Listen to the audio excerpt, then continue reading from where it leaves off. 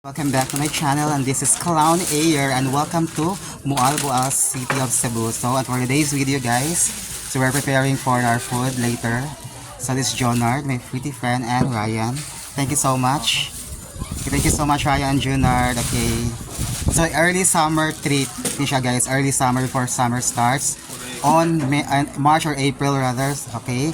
So nagtimpla mi guys from English to Cebuano. So muna siya guys, nagtimpla mi ani guys, muna siya maglutuon. Taod-taod. Ug mao ni ang sukarap, ang sukang masarap. Of course, muna siya akong favorite guys, akong vitamins. Of course, among tubig. Then ang siyang trend sa TikTok guys is the Gabor cooking utensils or cooking appliances muna siya Gabor. Of course, kanina atong food naman guys.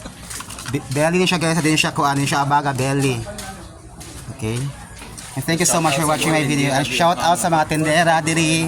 Shout out sa mga tendera nga tog diri, sa mga tao diri sa Mualboal, City of Cebu. And thank you so much for watching my video, and please follow and subscribe. Thank you.